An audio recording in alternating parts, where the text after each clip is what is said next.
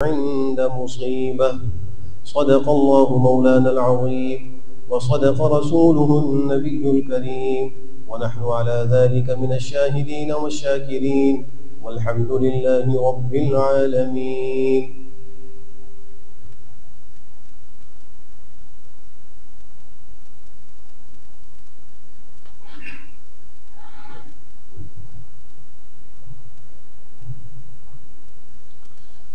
حضرات سامعین محترم اور برادران عزیز، قرآن کریم میں اللہ سبحانہ و تعالیٰ ارشاد فرماتے ہیں، جب ہم کچھ لوگوں کو زمین میں اقتدار دیتے ہیں تو ان کے ذمے چند کام ہیں جو ان کو کرنا چاہیے۔ وہ کون کون سے کام ہیں؟ نمبر 1 یہ کہ وہ نمازوں کو قائم کریں، نمبر 2 یہ کہ وہ زکوٰۃ ادا کرے، اور نمبر 3 یہ کہ وہ اچھائی کا حکم کرے، اور نمبر 4 یہ کہ وہ برائی سے روکے۔ اور پھر آخر میں فرمایا کہ تمام امور کا اچھا انجام وہ اللہ ہی کے قبضۂ قدرت میں۔ جب بھی سال کے مہینوں میں 14 اگست آتی ہے یا اگست کا مہینہ شروع ہوتا ہے تو ہمیں یہ ایک اللہ کی عظیم الشان نعمت کی یاد دلا رہا ہوتا ہے۔ یہ ماہ اہل پاکستان کے لیے بالخصوص اور اہل اسلام کے لیے بالعموم اللہ کی ایک بہت بڑی نعمت کی یاد دہانی کا ذریعہ ہے، اور وہ نعمت ہے مملکت خداداد پاکستان، جو اللہ نے محض اپنے فضل و کرم سے ہمیں عطا فرمائی اور نصیب فرمائی۔ انگریزی اعتبار سے 14 اگست 1947 کو یہ آزاد ہوا، اور اسلامی تاریخ 27 رمضان المبارک جو شب قدر ہے اکثر کے قول کے مطابق، اس میں اللہ نے اس نعمت سے ہم کو سرفراز فرمایا۔ جہاں اس نعمت کی یاد دہانی اور اس کے شکر کی ضرورت ہے، وہیں اس بات کے جاننے کی بھی ضرورت ہے کہ یہ نعمت بڑی مشقتوں کے بعد، بڑے مجاہدوں کے بعد اور بہت بڑی قربانی کے بعد ہمیں نصیب ہوئی۔ ہمیں اس نعمت اور شکرانے کے موقع پر ان قربانیوں کو نہیں بھولنا چاہیے۔ آج ہم جس سکون کے ساتھ سانس لے رہے ہیں، اپنا وقت گزار رہے ہیں، اور ہمیں ایک اسلامی ملک حاصل ہے، اس کے پیچھے ایک بے مثال اور لازوال قربانی ہے، اور 16 لاکھ یا 20 لاکھ انسانوں کی قربانی معمولی قربانی نہیں ہے۔ تو ان قربانیوں کو یاد کر کے ان قربانی دینے والوں کے لیے دعائیں کرنا، اور ان کی قربانیوں سے اپنے دلوں کے اندر اس ملک کی حفاظت کے لیے جذبہ پیدا کرنا، یہ اہم ترین سبب ہے۔ دوسرے، یہ ملک کیوں حاصل کیا گیا، اس کے مقاصد کیا تھے، ان مقاصد کو بھی اس نعمت کے شکرانے کے موقع پر یاد کرنے کی ضرورت ہے، تاکہ اگر ہم مقصد کو حاصل نہیں کر پائے تو اس کو حاصل کرنے کی کوشش کریں، اور اگر ہم مقصد سے دور ہو رہے ہیں تو مقصد کے قریب آنے کی کوشش کریں۔ بانی پاکستان محمد علی جناح مرحوم نے جب ایک آزاد ملک کی قرارداد پیش کی تو اس کے ساتھ جو نعرہ لگوایا وہ نعرہ تھا کہ پاکستان کا مطلب کیا، لا الہ الا اللہ۔ اس نعرے کے اندر اس ملک کی بنیاد کا مقصد وہ بالکل آیا اور ظاہر ہے کہ یہ لا الہ الا اللہ اور اس کے نظام کے لیے حاصل کیا جا رہا ہے، ورنہ یہ جو کروڑوں اور لاکھوں انسان انڈیا کے اندر بستے تھے، ہندوستان میں رہتے تھے، ان کو وہاں روٹی بھی مل رہی تھی، کھانا بھی مل رہا تھا، ان کی زمینیں بھی موجود تھیں، لیکن جو چیز موجود نہیں تھی وہ دین نہیں تھا۔ ان کے لیے دین پر عمل کرنا آسان نہیں تھا۔ اسی لیے تاریخ کی کتابوں میں لکھا ہے کہ جون 1928 عیسوی کو جب حضرت عبد الماجد دریابادی رحمہ اللہ حکیم الامت حضرت مولانا اشرف علی تھانوی نور اللہ وفدہ کی خدمت میں ملاقات کے لیے گئے تو انہوں نے ان کے سامنے یہ بات رکھی کہ دل یوں چاہتا ہے کہ ایک ایسی سرزمین ہونی چاہیے جہاں ہم اسلامی احکام پر عمل کرنے میں آزاد ہوں، جہاں ہم نماز روزہ اور دیگر عبادات کی کرنے میں آزاد ہوں، ہم پر کوئی کافر مسلط نہ ہو۔ یہ دل چاہتا ہے کہ ایسی کوئی ریاست ہونی چاہیے، ایسا کوئی زمین کا ٹکڑا ہونا چاہیے. تو یہ وہ پاکستان کا تصور تھا جو اس وقت اللہ نے اس وقت کے بڑے علماء کے دل و دماغ میں ڈالا. پھر 1930 میں شاعر مشرق مفکر اسلام حضرت علامہ اقبال مرحوم کو اللہ نے یہ سوچ نصیب کی. انہوں نے پاکستان کا نظریہ اور تصور پیش کیا اور پھر یہ سلسلہ شروع ہوا جو ایک تحریک کی صورت اختیار کر گیا. اور پھر اس تحریک میں بانی پاکستان محمد علی جناح مرحوم نے جو اہم ترین خطاب ارشاد فرمائے، اس کے اقتباسات اور اس کے نکات یہ بھی آج ذہنوں میں دوبارہ زندہ کرنے کی ضرورت ہے. انہوں نے صاف صاف یہ کہا تھا کہ ہم چاہتے ہیں کہ ایک اسلامی ریاست جو کلمہ لا الہ الا اللہ کے تحت ایک نظام میں مربوط ہو وہ بنے، اور ہر مسلمان کے ہاتھ میں قرآن کریم کا ایک نسخہ موجود ہے. ان کی چاہت یہ تھی. آج اس پہ غور کرنے کی ضرورت ہے. ہم ہر مسلمان کی بات نہیں کر رہے. آج کیا ہر پاکستانی جو پاکستان کے اندر رہ رہا ہے اس کے ہاتھ میں یہ کتاب ہدایت موجود ہے؟ کیا اس نے اس کو مضبوطی سے پکڑا ہوا ہے؟ کیا بانی پاکستان کے اس مقصد کو وہ حاصل کر رہا ہے یا حاصل کرنے کی فکر کر رہا ہے؟ دیکھنے میں تو یہ آتا ہے کہ اب ہر ایک کے ہاتھ میں ایک موبائل ہے. اس کی کوشش کی جا رہی ہے. کروڑوں پاکستانی آج موبائل فون استعمال کر رہے ہیں، لیکن آپ کو ان میں قرآن پڑھنے والے کم ملیں، قرآن سے تعلق رکھنے والے کم ملیں گے. حالانکہ اس ملک کی بنیادوں میں جو مقصد تھا اہم ترین وہ یہی تھا. ایک موقع پر بانی پاکستان نے یوں کہا کہ وہ کیا چیز ہے کہ جس کی بدولت سارے مسلمان ایک جسد کی مانند ہو جاتے ہیں. وہ کون سا ایک ایسی چٹان ہے جس پر ملت کی عمارت استوار ہوتی ہے؟ وہ کون سا ایسا لنگر ہے کہ جس کے ساتھ اس امت کی کشتی کو باندھ دیا جائے تو وہ کشتی محفوظ ہو جائے؟ پھر خود ہی فرمایا کہ وہ قرآن مجید ہے.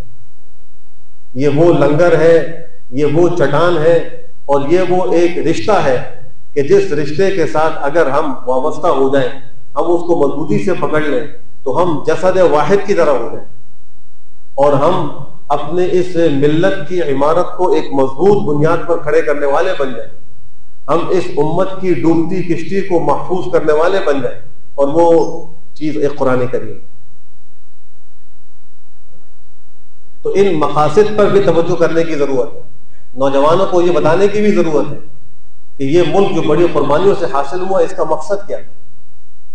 اگر وہ مقصد ہمیں حاصل ہے تو اللہ کا شکر ادا کیجیے اور مزید اس کو مضبوطی سے تھامنے کی کوشش کی. اور اگر یہ مقصد حاصل نہیں ہے تو فکر کیجیے کہ مقصد کیوں حاصل نہیں، اور ہم کل قیامت میں ان قربانی دینے والوں کو کیا منہ دکھائیں گے. اگر تاریخ کی کتابوں میں اس تحریک آزادی کی قربانی کو ہم پڑھیں تو جسم کے رونگٹے کھڑے ہو جاتے ہیں، آنکھوں سے آنسو نہیں رکتے. میں پڑھ رہا تھا کہ جو ہندوستان سے ٹرینیں آتی تھیں ان کی ہر بوگی لاشوں سے بھری ہوئی ہوتی تھی، زندہ اس میں کوئی شخص نہیں ہوتا. اور ایک بوگی تو ایسی تھی کہ جس کے اندر چھوٹے بچوں کے رونے کی آواز آ رہی تھی. دیکھنے والوں نے جا کر دیکھا تو اس میں 1 سال سے لے کر 5 سال کی عمر کے بچے تھے، اور وہ ذبح کیے ہوئے نہیں تھے. کسی کا ہاتھ کاٹا ہوا تھا، کسی کا پیر کاٹا ہوا تھا، کسی کا کان کاٹا ہوا تھا، اور وہ زندہ لاشیں کل بلا رہے تھے اور تڑپ رہے تھے، اور پوری بوگی بھری ہوئی. کتنی عورتوں کی آبرو ریزی ہوئی. ایک خاتون خود اپنا واقعہ لکھتی ہیں کہ جب ہمارے گاؤں میں ہندو اور سکھ حملہ آور ہوئے اس لیے کہ ان کو معلوم ہوا تھا کہ یہ لوگ ایک آزاد ملک کے لیے کوشش کر رہے ہیں اور وہاں ہجرت کرنا چاہ رہے ہیں، انہوں نے دھاوا بولا اور وہ وہاں کے مردوں کو قتل کرنے لگے. تو وہ کہتی ہیں کہ میرا چھوٹا بھائی مجھے بچانے کے لیے میری گردن سے لپٹ گیا. جب وہ ہندو قریب آیا اس نے اپنی کلہاڑی سے میرے بھائی کی گردن پہ وار کیا، اس کی گردن وہ جا کے گری اور اس کا خون میرے اوپر تھا. اور پھر وہ کہتا ہے حملہ آور کہ یہ تو بڑی نرم گردن تھی اور میں نے خواہ اپنی اتنی اچھی کلہاڑی اس کے ناپاک خون سے رنگین کی. اب مجھے اپنی یہ کلہاڑی گنگا کے پانی سے پوتر کرنی ہو، پاک کرنی ہو. یہ الفاظ اس کے کلیجے کو چیر رہے ہیں. اور پھر وہ کہتی ہیں کہ ہم خواتین کو جمع کر کے لے گئے اور ان کے ساتھ جو بربریت اور جو بے عزتی اور رسوائی کا سلوک کیا گیا اس کو ہم صفحہ قرطاس پہ لکھ نہیں سکتے، بیان نہیں کر سکتے. کیسے لوگ لائن لگا کے کھڑے ہوتے تھے اور ان خواتین کی آبروریزی کی جاتی تھی، اور جو آبروریزی کرنا چاہتا وہ پھر آ کے لائن میں لگ جاتا۔ اس طرح یہ ملک حاصل ہوا، اتنی قربانیوں کے بعد حاصل ہوا۔ عورتوں کے سینوں کے انبار جو کاٹے گئے تھے ان کو جمع کر کے ہندو اور سکھ اس کے ارد گرد رقص کرتے تھے، ناچتے تھے۔ دیکھنے والے کہتے ہیں کہ ہم نے آگے بڑھ کر دیکھنے کی کوشش کی کہ لوگ کس چیز پر جمع ہیں، کس پہ ناچ رہے ہیں، تو وہ اس ملک کے لیے قربانی دینے والی عورتوں کے سینے تھے کٹے ہوئے، جن کے ارد گرد ہندو اور سکھ ناچ رہے ہیں۔ آج ہم ان قربانیوں کو بھول گئے۔ آج ہمیں اس ملک کی وہ قدر نہیں جو ہونی چاہیے تھی۔ کل قیامت میں اگر یہ شہداء کھڑے ہو گئے اور انہوں نے ہمارا گریبان پکڑ کے پوچھا کہ ہم نے تو اس ملک کی خاطر یہ قربانیاں دی تھی، تم نے اس ملک کے لیے کیا کیا، ہمارے پاس کیا جواب ہوگا؟ اور تاریخ کی کتابوں میں یہ بھی لکھا ہوا ہے کہ ان تڑپتی ہوئی لاشوں میں جن میں کوئی زندگی کی رمق باقی تھی، تو جب ان کو بتایا جاتا کہ پاکستان آزاد ہو گیا تو ان کے منہ سے یہ کلمہ نکلتا کہ چلو شکر ہے کہ ملک تو آزاد ہوا، اس کے لیے ہماری جان لگ گئی تو کوئی پرواہ نہیں۔ یہ کہتے کہتے لوگوں نے جان دی۔ ان کو یہ سرزمین دیکھنے کی نوبت بھی نہیں آئی، راستوں ہی میں ان کی جان نکل گئی، قربانیاں لگ گئی۔ آج ان قربانی کی بدولت ہم اپنے آپ کو بڑے فخر سے پاکستانی کہہ رہے ہیں۔ آج ہم یہاں پر جیسے تیسے بھی ہیں، ایک آزاد ملک کی حیثیت سے، چاہے وہ آزادی ظاہری آپ سمجھیں، کسی بھی اعتبار سے سمجھیں، لیکن دنیا کے نقشے پر ایک آزاد اسلامی ملک کے نام سے ہمارا یہ ملک پہچانا جاتا ہے۔ لاکھ کمزوریاں صحیح، لاکھ اس کے اندر برائیاں صحیح، لیکن پھر بھی غیر مسلم طاقتوں کے سامنے یہ ایک اسلامی ملک ہے، اور اس کی قدر اس ملک سے باہر جا کر انسان کو آتی ہے۔ آج پاکستانی جب باہر جاتا ہے تو آ کر پاکستان کی برائیاں کرتا ہے کہ یہاں تو روڈیں بھی اچھی نہیں ہیں، یہاں صفائی بھی نہیں ہے، یہاں امن بھی نہیں ہے، یہاں قانون کی بالادستی بھی نہیں، یہ سب باتیں وہ کرتا ہے۔ اس سب کے باوجود ہمارا یہ وطن، ہمارا یہ ملک، یہ دنیا کے اندر ایک بہترین ملک کے نام سے جانا اور پہچانا جاتا تھا۔ ایک وہ ملک جو صرف اسلام کی بنیاد پر قائم ہوا۔ مدینہ منورہ کی ریاست کے بعد اگر ہم کسی ریاست کو یہ کہہ سکتے ہیں کہ وہ اسلام کے نام پر بنی ہے تو وہی مملکت خداداد پاکستان۔ اس آزادی کے کچھ عملی تقاضے ہیں، ان کو بھی یاد کر کے پورا کرنے کی ضرورت ہے۔ صرف یہ کافی نہیں کہ ہم یوم آزادی پر ایک تقریب منا لیں، جھنڈوں سے اس ملک کو سجا لیں، جھنڈیوں سے گھروں کو سجا لیں، اپنے سینوں پر پاکستان کے پرچم کا بیج لگا لیں، صرف یہ کافی نہیں۔ ایک الگ بات ہے کہ محبت کا اظہار ہے، کرنا چاہیے، جائز حدود میں رہ کر اس نعمت پر خوشی کا اظہار کرنا چاہیے، لیکن اس آزادی کے لیے جو قربانیاں دی گئیں ان کو بھی یاد رکھنا چاہیے۔ جس مقصد کے لیے یہ ملک حاصل کیا گیا اس کی طرف بھی توجہ کرنی چاہیے، اور اس آزادی کے جو عملی تقاضے ہیں ان کو بھی پورا کرنے کی کوشش کرنی چاہیے۔ پہلا تقاضا ہے کہ اس پہ شکر ادا کیا جائے۔ حدیث شریف میں آتا ہے کہ جب سرکار دو عالم صلی اللہ علیہ وآلہ وسلم ہجرت فرما کر مدینہ منورہ تشریف لائے تو وہاں دیکھا کہ یہود کے لوگ عاشورہ کو روزہ رکھتے تھے۔ آپ نے پوچھا کہ یہ کیوں رکھتے ہیں؟ پتہ یہ لگا کہ اس دن میں حضرت موسیٰ علیہ السلام کو فرعون سے اس کی قوم سے نجات ملی تھی، تو اس کے شکرانے میں وہ روزہ رکھتے ہیں۔ آپ نے فرمایا کہ ہم موسیٰ کے زیادہ حقدار ہیں کہ ہم جو ہے روزہ رکھیں گے، اور پھر یہود کی مخالفت میں آپ نے ایک دن اور مزید ساتھ ملانے کا حکم فرمایا۔ اور خود جب مکہ مکرمہ فتح ہوا تو احادیث میں آتا ہے کہ سرکار دو عالم صلی اللہ علیہ وآلہ وسلم نے جب داخل ہوئے شہر مکہ میں فاتح بن کر تو غسل فرمایا، اور 8 رکعت آپ نے چاش کی ادا فرمائی، چونکہ وہ چاش کا وقت تھا۔ حضرت ام ہانی رضی اللہ عنہ جو حضرت علی المرتضیٰ کرم اللہ تعالیٰ وجہہ کی ہمشیرہ ہیں، وہ فرماتی ہیں کہ جب میں پیغمبر کی خدمت میں حاضر ہوئی تو آپ غسل فرما رہے تھے، اور حضرت فاطمہ الزہرا رضی اللہ عنہ پردہ کیے ہوئے تھی، تو میری آواز آئی، آپ غسل سے فارغ ہوئے، پوچھا کون ہے؟ بتایا گیا کہ ام ہانی ہے، تو آپ نے ان کو خوش آمدید کہا، اور اس کے بعد آپ نے 2 کر کے 8 رکعت نفل ادا فرمائے۔ یہ فتح مکہ کے موقع پر مکہ مکرمہ فتح ہو رہا ہے، اور فتح مبین قرآن کریم اس کو اس لقب سے ملقب کر رہا ہے، انا فتحنا لک فتحا مبینا۔ اس نعمت کے موقع پر آپ نے شکرانے کے نوافل ادا کیے۔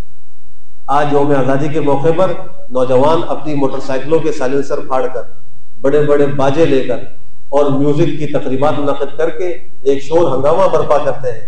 یہ ہمارے اسلام کا طریقہ نہیں۔ اسلام کا طریقہ یہ ہے کہ اس موقع پہ اللہ کی بارگاہ میں نوافل ادا کر کے عبادت ادا کر کے شکر ادا کیا جائے کہ اللہ آپ نے ایک نعمت دی، ہم اس نعمت پر آپ کا شکر ادا کرتے ہیں، اور استغفار کیا جائے اس بات پر کہ اس نعمت کی شکرانے کا جو حق تھا وہ ہم سے ادا نہیں ہوا، ہمیں اس نعمت کی جیسی قدر کرنی چاہیے تھی ہم وہ نہیں کر سکے، اس پر استغفار بھی کیا جائے۔ دوسرا تقاضا یہ ہے کہ اس نعمت کی حفاظت کے لیے جو ہم سے ہو سکے وہ کریں، جو ہم سے بن پڑے وہ کریں، اور جو اس نعمت کے محافظ ہیں ہم ان کے دست راست بنیں، اپنا کردار بھی ادا کریں، اور چاہے وہ مالی طور پر قربانی ہو، چاہے جانی طور پر قربانی ہو، چاہے زبانی طور پر ہو، ہر اعتبار سے ہم قربانی دیں اور ہم اس کی حفاظت کے لیے اپنی پوری صلاحیتیں لگائیں۔ اس آزادی کا ایک عملی تقاضا یہ بھی ہے کہ ہم اس میں اسلام کے احکام اور شعائر کو زندہ کرنے کا اہتمام کریں۔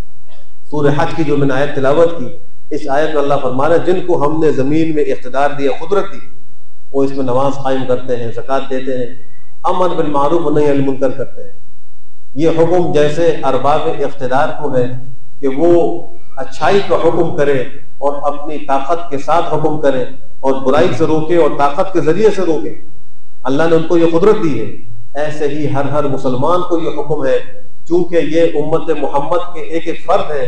اللہ فرماتے ہیں کنتم خیر امت اخرجت للناس تأمرون بالمعروف وتنہون عن المنکر، کہ تم وہ امت ہو جو لوگوں کی نافرمانی کے لیے اس دنیا میں بھیجے گئے ہو، تمہارا کام کیا ہے کہ اچھائی کا حکم دیتے ہو، برائی سے روکتے ہو۔ تو ہر انسان کی بھی ذمہ داری ہے کہ وہ اپنی اپنی حدود میں اچھائی کا حکم کرے اور برائی سے روکے۔ یہ اس آزادی کا عملی تقاضا ہے۔ اس آزادی کا عملی تقاضا یہ بھی ہے کہ اس نعمت سے محبت کی جائے۔ بخاری شریف میں امام بخاری رحمہ اللہ نے ایک باب قائم فرمایا اور اس کا عنوان ہے حب الوطن من الایمان، وطن کی محبت ایمان کا حصہ۔ حضرت ابراہیم علیہ السلام جب انہوں نے اپنے شیرخوار بچے کو اور اپنی اہلیہ محترمہ کو تنہا اس وادی غیر ذی زرع کے اندر چھوڑا جہاں ان کو اللہ کی طرف سے حکم ہوا تھا، تو اس کا وہ کیا دعا کر رہے تھے؟ وَإِذْ قَالَ إِبْرَاهِيمُ رَبِّ اجْعَلْ هَذَا الْبَلَدَ آمِنًا وَاجْنُبْنِي وَبَنِيَّ أَن نَّعْبُدَ الْأَصْنَامَ، کہ میرے پروردگار اس شہر کو امن و گہوارہ بنا اور مجھے اور میری اولادوں کو بت پرستی سے بچائے۔ رب انہن اضللن کثیرا من الناس فمن تبعنی فانہ منی ومن عصانی فانک غفور رحیم۔ اے میرے پروردگار، ان بتوں نے بہت سے انسانوں کو گمراہ کر دی، بہت سے کو راہ حق سے ہٹا دیا۔ جس نے میری اتباع کی، اے اللہ وہ مجھ سے ہے، جس نے میری نافرمانی کی، میری بات نہیں مانی، اے اللہ آپ غفور الرحیم، آپ کو اختیار ہے۔ ربنا انی اسکنت من ذریتی بواد غیر ذی زرع عند بیتک المحرم ربنا لیقیموا الصلاۃ۔ پھر آپ نے دعا کی اللہ میں نے اپنی اولاد کو، اپنے گھر والوں کو اس بے آباد بنجر زمین میں آباد کر دیا ہے، ان کو یہاں میں نے ٹھہرا دیا، آپ کے محترم گھر کے پاس ٹھہرا دیا۔ یہ اس لیے کہ اے میرے پروردگار تاکہ نمازیں قائم کریں۔ فاجعل افئدۃ من الناس تہوی الیہم، لوگوں کے دلوں کو ان کی طرف مائل کر دیجیے، ان کی طرف متوجہ ہو جائیں۔ وارزقہم من الثمرات، اے اللہ ان کو پھلوں سے رزق عطا فرما، لعلہم یشکرون، تاکہ یہ آپ کو شکر ادا کریں۔ یہ سب جو دعائیں کر رہے ہیں یہ دلیل اس بات کی ہے کہ ان کو اپنے اس وطن سے محبت تھی، وطن سے محبت کی بنا پر اس کے آباد کرنے کی دعائیں مانگ رہے ہیں اور اس کے لیے امن کا سوال کر رہے ہیں اور نمازیں قائم کرنے کی اللہ سے دعائیں کر رہے ہیں۔ یہ وطن کی محبت۔ خود نبی کریم صلی اللہ علیہ وآلہ وسلم کے بارے میں آتا ہے جب آپ ہجرت فرما کر مکہ مکرمہ سے باہر تشریف لائے تو آپ نے پیچھے مڑ کر مکہ کے پہاڑوں کو دیکھ کر خطاب کیا اور کہا کہ تو کتنا بہترین ایک ملک ہے، ایک شہر ہے، کیسی بہترین یہ زمین ہے، اگر مجھ کو میری قوم نے یہاں سے نہ نکالا ہوتا میں کبھی یہاں سے نہ نکلتا، میں یہیں رہتا۔ یہ وطن کی محبت تھی جس کا اظہار آپ اس طریقے سے فرما رہے ہیں۔ اور روایات میں آتا ہے کہ جب آپ مدینہ منورہ میں سفر سے واپس تشریف لاتے تھے تو آپ اپنی سواری کو تیزی سے چلاتے تھے، اس کو دوڑاتے تھے، اس وطن میں پہنچنے کے لیے آپ دوڑاتے ہوئے اندر داخل ہوتے تھے تاکہ میں اپنے وطن کے اندر پہنچ جاؤں اور وہاں اللہ کی اس نعمت سے بہرہ مند ہوں۔ یہ بھی اس بات کی دلیل ہے کہ اپنے وطن سے اپنے وطن سے محبت کریں اور اس کی دیکھ بھال کریں۔ امید ہے کہ آپ کو ویڈیو پسند آئی ہوگی۔ اگر پسند آئی ہے تو اسے لائک کریں، شیئر کریں اور چینل کو ضرور سبسکرائب کر لیں۔ جزاک اللہ خیراً۔ اللہ آپ کا نگہبان ہو۔ ملتے ہیں اگلی ویڈیو میں انشاءاللہ۔